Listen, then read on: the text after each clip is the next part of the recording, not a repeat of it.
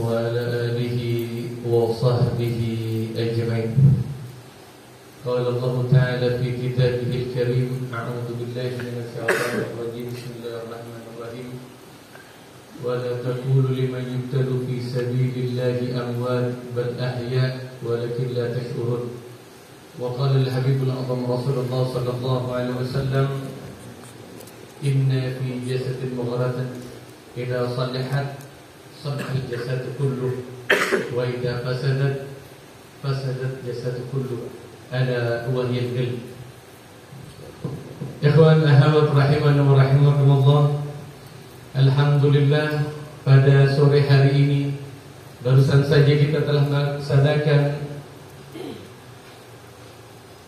salah satu kegiatan yang akan mendatangkan ridha Allah untuk kita semuanya, yaitu kita telah menyatukan hati dan pikiran kita kepada Allah dengan memperkuat Rabitatul Mursyid, yang mana nanti guru yang akan mengantarkan kita untuk sampai kepada Allah Subhanahu wa ta'ala.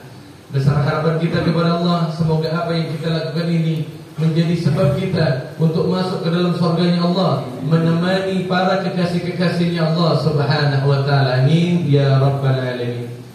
Allahumma salli ala sayyidina Muhammad wa ala alihi wa sahbihi wa sallim. Ikhwan ahwat rahimani wa rahimakumullah. Tidaklah ikhwan ahwat semuanya datang ke tempat ini kecuali hanya mengharapkan ridha dan ampunan dari Allah. Wa li ghairillahi ma qasadu. Tidak ada yang diharap. Ikhwan ahwat berangkat dari tempatnya, ada yang perjalanan 1 jam, ada yang perjalanan 2 jam, ada yang 1 hari 1 malam, ada yang sampai 2 malam. Tidak lain tidak bukan untuk menjadi orang kaya, bukan untuk ketemu sama yang lain dan sebagainya, kecuali ikhwan ahwat datang ke tempat ini untuk datang kepada salah satu kekasihnya Allah yang dicintai oleh Allah. Datang ke tempatnya mengharap dari guru tersebutlah kita akan mendapatkan keridhaan, kecintaan Allah Subhanahu wa ta'ala. Dan besar harapan kita kepada Allah, tidaklah kita keluar dari tempat ini kecuali kita telah mendapatkan predikat hamba yang dicintai oleh Allah Subhanahu wa ta'ala. Ikhwan ahwat rahimani wa rahimakumullah. Rasul sallallahu alaihi wasallam pernah bersabda, "At-turuq ila Allah ka'anfasil makhluk." Banyaknya jalan orang untuk menuju kepada Allah seperti banyaknya makhluk-makhluknya Allah. Subhanallah. Kira-kira makhluknya Allah banyak atau sedikit?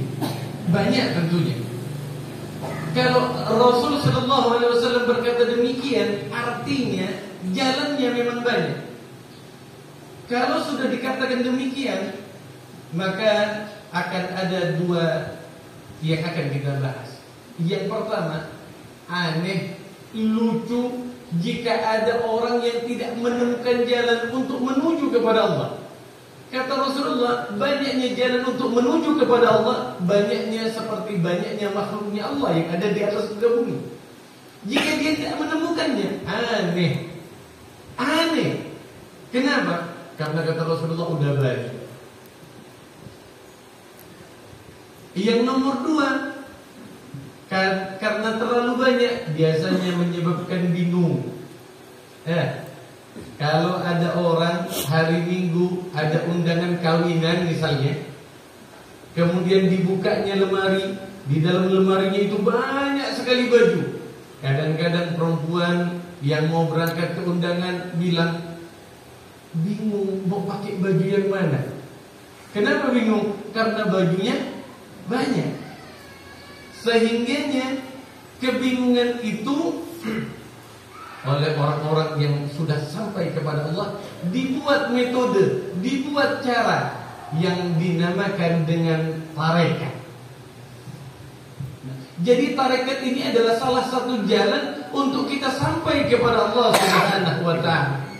Ada yang caranya dengan zikirnya Allah, Allah, Allah, Allah. Ada yang zikirnya subhanallah, subhanallah. Ada yang zikirnya la ilaha illallah, la ilaha. Banyak. tetapi karena kita sudah menggunakan metode ataupun cara yang telah dibuat oleh guru-guru kita, yang diajarkan sampai kepada kita, yaitu mursyid kita Alim Rabbani Abuya Al-Habib Amin bin Muhsin Al-Hinduan, dengan kalimat Allah, Allah, Allah. Ikhwan ahwat rahiman wa rahimakumullah. Untuk apa sih kita hidup? Untuk apa sih kita hidup? Untuk jadi orang kaya? Bukan. Untuk jadi orang yang terkenal? Bukan. Lalu untuk apa kita hidup? Kita hidup ini untuk kenal kepada Allah. Allah Subhanahu wa taala menyampaikan kepada kita, "Wa ma khalaqtul jinna wal ins illa liya'budun." Tidaklah aku ciptakan jin dan manusia ini kecuali untuk menyembah kepada kata Allah. Ibnu Abbas di dalam tafsirnya mengatakan kalimat menyembah diartikan kenal.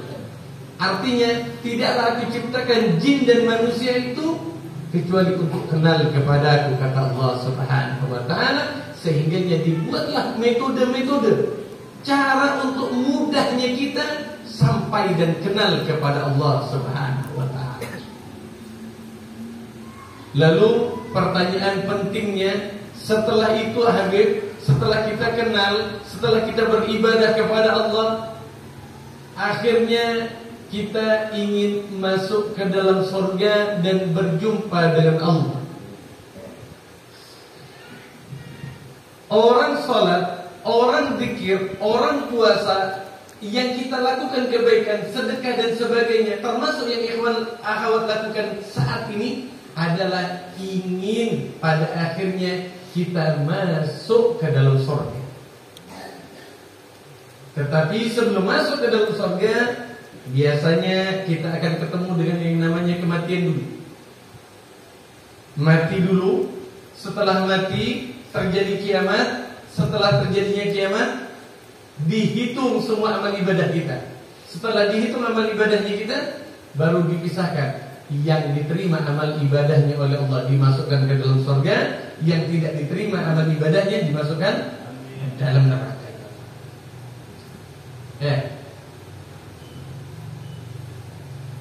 Jadi nunggu dulu. Kalau diridhai oleh Allah, amal ibadahnya diterima oleh Allah, amal ibadahnya, maka baru dimasukkan ke dalam surga. Kalau tidak diterima, tidak.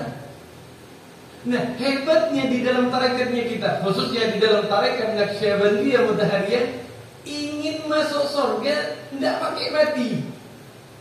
Ingin dipastikan untuk masuk ke dalam surga, namanya kita udah ada di dalam surga terlebih dahulu sebelum kita menemukan atau berjumpa dengan kematian.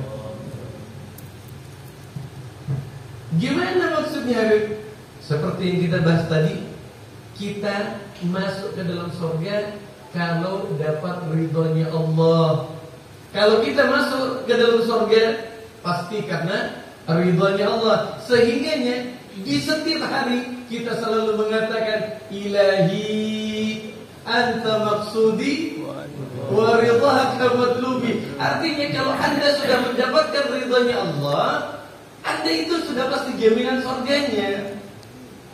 Makanya guru kita mengajarkan, baca munajatnya, dibaca munajatnya. Waktu mau sholat dibaca munajatnya, Ilahi anta maksudi wa ridhaka matlubi. Ya Allah, kalau Allah sudah mendapatkan, sudah memberikan ridhonya kepada Anda, maka jaminan surga pasti untuk Anda. Ya Rabb, pasti untuk Anda.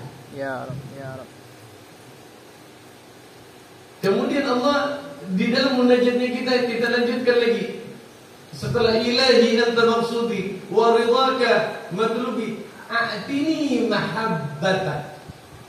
Ya Allah, berikan kami kecintaan kepada, pemahaman cinta yang dengan cinta itu kami mencintaimu ya Allah. Ya Allah, berikanlah kami cinta di dalam hati ini yang dengan cinta itu kami mencintaimu ya Allah.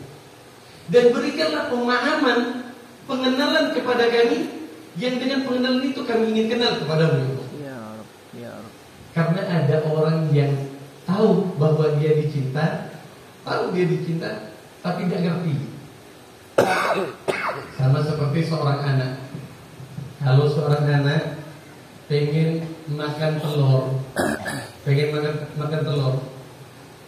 waktu mau makan telur ditanya, "Nah, sayang tidak sama mama?" "Sayang." "Kamu tahu tidak mama sayang juga sama kamu?" "Tahu, Mak." "Dah, hari ini tidak boleh makan telur." "Mama kok jahat, kok tidak dibolehkan makan telur, padahal telur itu kesukaanku," kata si anak. Si anak tahu orang tuanya cinta, tetapi si anak tidak tahu maksud tujuan orang tuanya melarangnya makan telur. Kenapa? Orang tuanya melarangnya makan telur agar penyakit gatal-gatalnya hilang, agar penyakit gatal-gatalnya tidak bertambah parah. Bukankah kita tahu semuanya? Dikala kita menyebutkan asma Allah, artinya Allah mencintaimu. Ya, kita tahu bahwa Allah mencintai kita, tetapi di dalam kehidupan sehari-hari dengan apa yang sudah ditetapkan oleh Allah, banyak di antara hamba-hambanya ini yang tidak paham dengan apa yang diinginkan oleh Allah kepada setiap hamba. Ada yang diuji dengan kemiskinan, ada yang diuji dengan banyaknya harta, ada yang diuji dengan macam-macam. Oleh karena itu, semua ujian yang kita dapati, kita mengharap kepada Allah untuk dimengertikan bahwa ini semua adalah keinginannya Allah dan yang terbaik untuk kita semua. Ya. Begitu aja teman.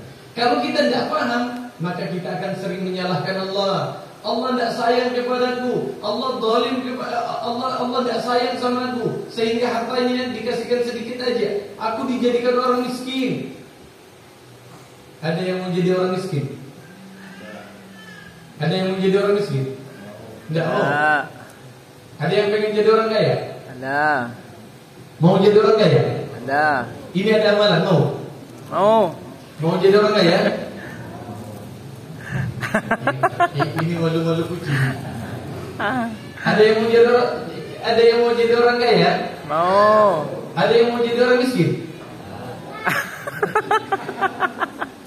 Allah. Bagi yang sekarang belum punya harta ataupun Anda miskin, ketahuilah kesempatan Anda untuk menjadi orang yang hebat di sisi Allah jauh lebih besar. Allah. Kita buktikan. Allah. Dikala Anda hanya punya uang 100.000 misalnya, hanya punya uang 100.000, 50. Tidak ada lagi uangnya, hanya 50. Tiba-tiba ada satu orang pengemis datang ke rumah Anda. Dia berkata, "Wahai si tuan rumah, aku hanya punya uang. Aku udah 3 hari tidak makan. Aku punya anak, aku punya istri, 3 hari aku udah tidak makan. Tolong minta sedekah 50.000. Ingin makan untuk anakku, istriku dan semuanya." Anda keluarkan, Anda kasihkan 50 kita kasihkan. Dikasihkan enggak? Mau enggak kita sedekah 50.000 untuk pengemis itu? Mau. 50.000. Separuh dari hartanya kita kasihkan kepada orang miskin itu. Coba kalau Anda jadi orang kaya, Anda punya uang kurang lebih 271 triliun. Misalnya tiba-tiba datang seorang pengemis ke rumah Anda, diketok pintunya.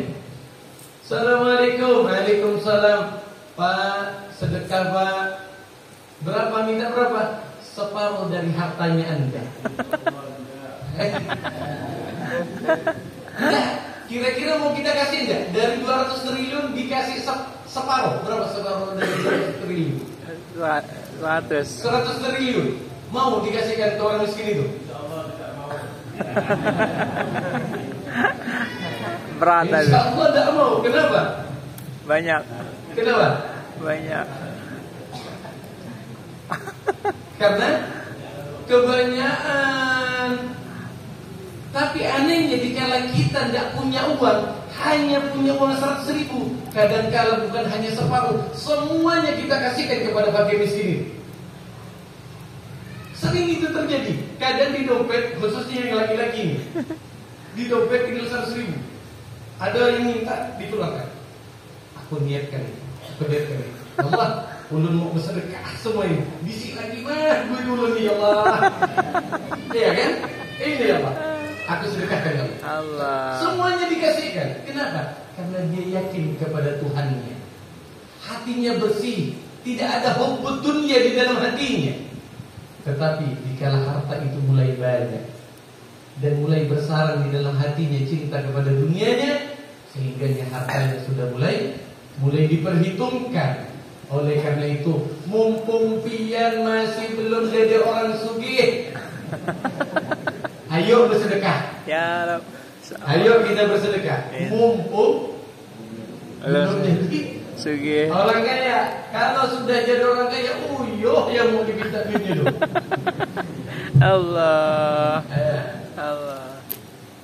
Tapi kita berharap mudah-mudahan kita dikayakan hatinya oleh Allah. Ya Rab, ya Rab.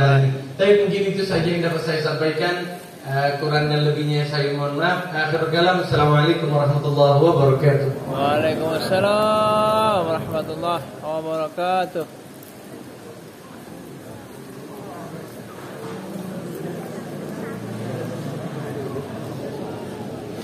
Boleh datang tu Pak?